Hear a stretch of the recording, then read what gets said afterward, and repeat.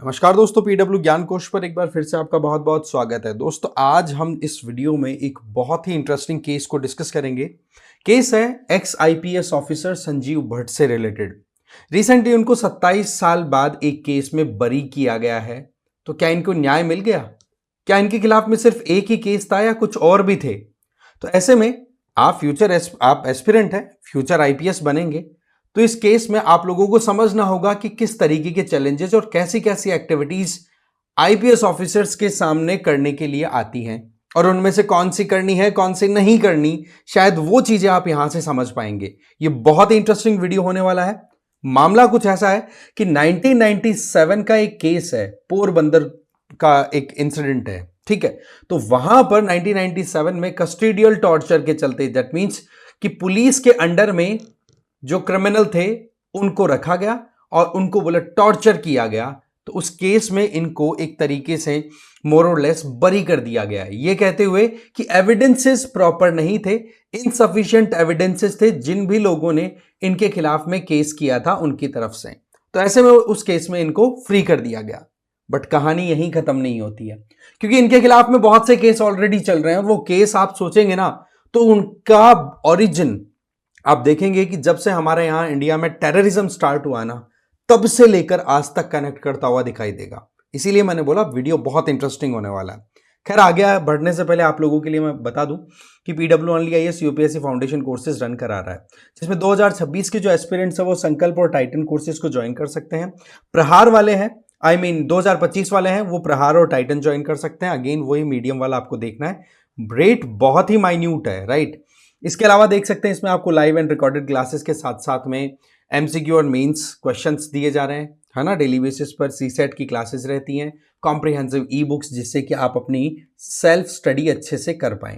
ठीक है, बट आगे बढ़ने से पहले मैं आप लोगों को एक खुशखबरी देना चाहता हूं। देखो, कल मेंस का रिजल्ट है, आपको पता होगा।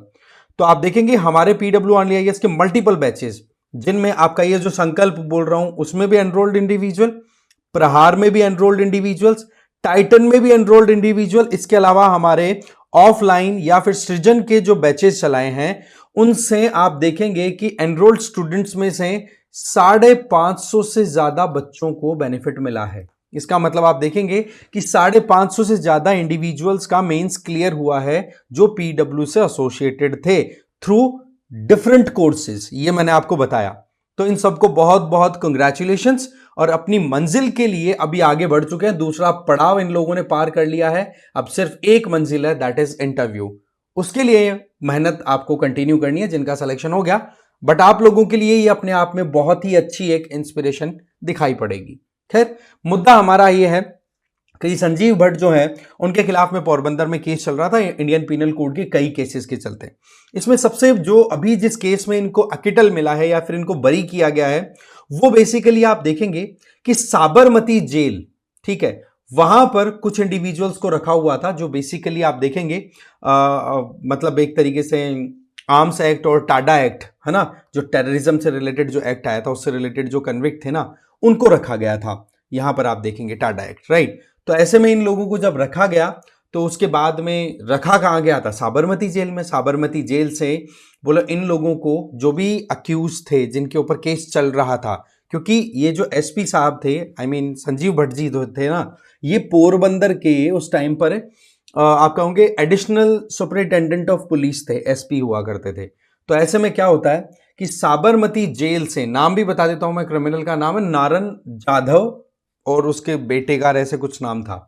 तो नारन जाधव और इन इंडिविजुअल्स को साबरमती जेल से निकाल करके ले जाया गया पोरबंदर। पोरबंदर में आप देखते हैं, पोरबंदर अगेन मैं बता दूं गुजरात में लोकेटेड है। यहां पर देखिए आप आराम से, ठीक है, इतना लंबा डिस्टेंस, लगभग 450 किलोमीटर का ट्रेवल करा करके और फिर यहां से यहां पहुंचे। और फिर जो संजीव भट्ट हैं, बोलो उनके घर पर उन दोनों बाप बेटों को इलेक्ट्रिक शॉक दिए गए, अलग अलग डिफरेंट हमारे जो बॉडी पार्ट्स है उन पे आप देखेंगे कि प्राइवेट पार्ट पर भी इलेक्ट्रिक शॉक दिए गए। और इस बात को लेकर के केस पहुंचा वहां पर लोकल कोर्ट में, ठीक है। अब कोर्ट में जब मामला गया तो एफआईआर तो देखो लॉन्च हुई नहीं थी उस टाइम पे, बट कोर्ट में मामला गया तो कोर्ट ने ये कहा कि ये तो मामला बड़ा संगीन है कि आप किस तरीके से जेल में इंडिविजुअल के ह्यूमन राइट्स है उनको वायलेट करने की कोशिश कर रहे हो। तो ऐसे में वहां पर कार्रवाई होनी चाहिए एसपी साहब के खिलाफ में।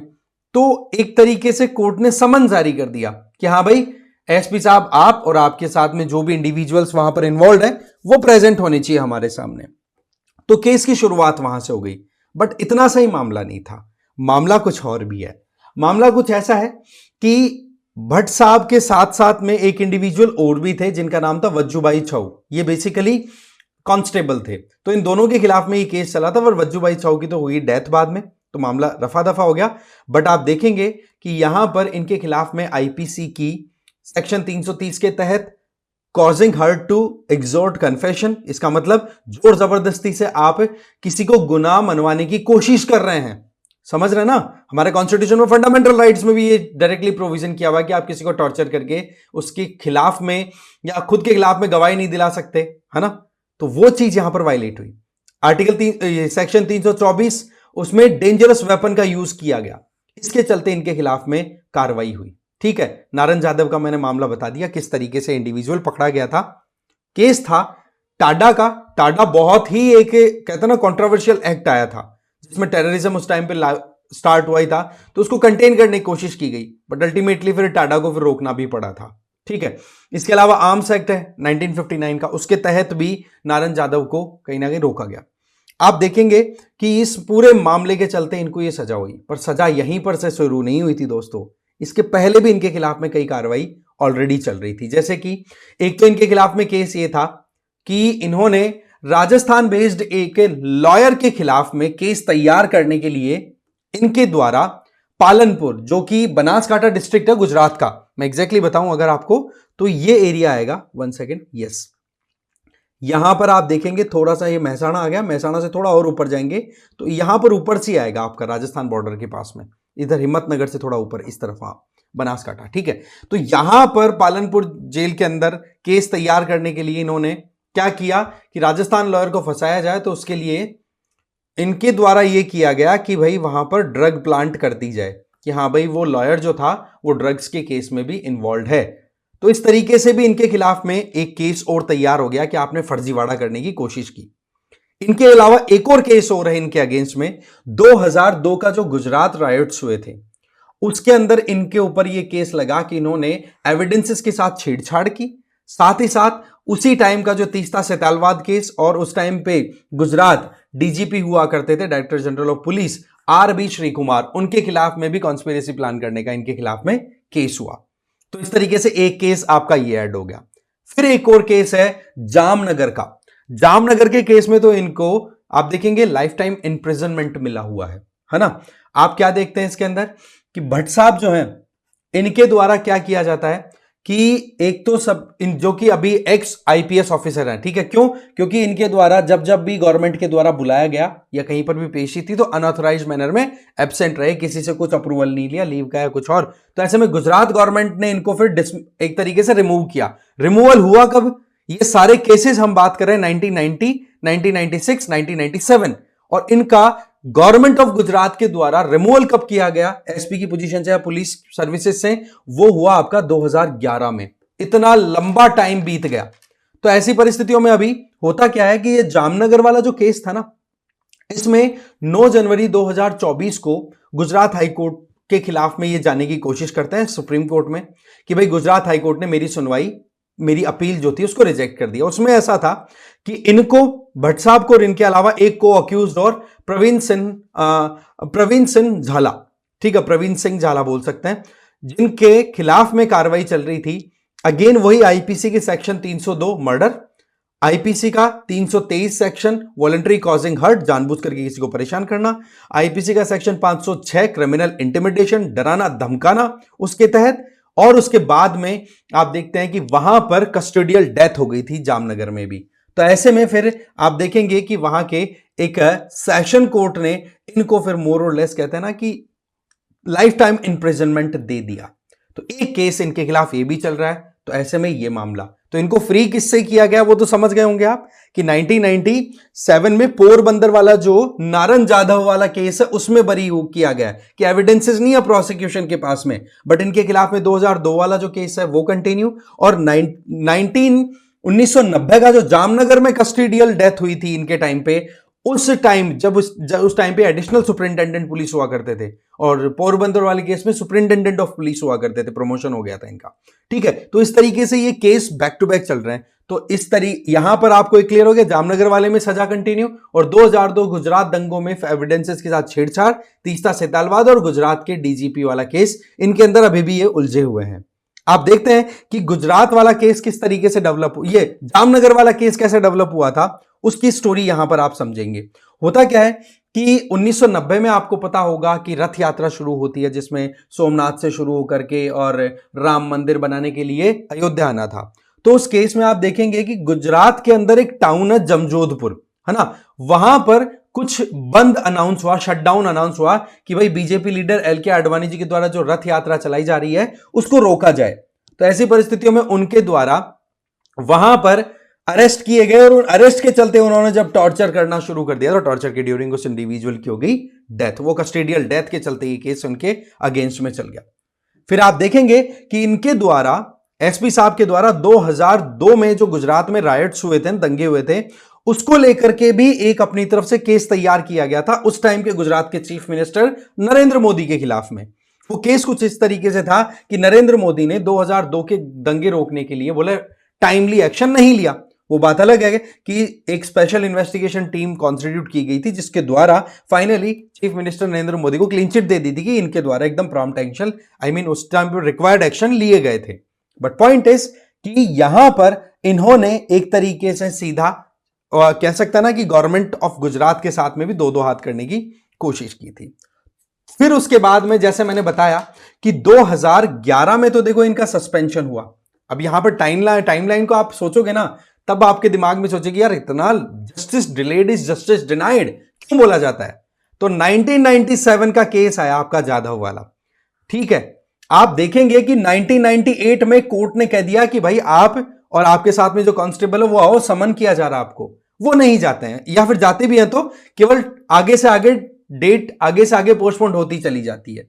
फिर 2011 में गुजरात गवर्नमेंट के द्वारा इनको उनकी पोस्ट से रिमूव कर दिया गया कि भाई आप इस तरीके से एब्सेंट रह रहे हो, अनऑथराइज्ड मैनर में कहां रहते हो, कुछ आइडिया नहीं है।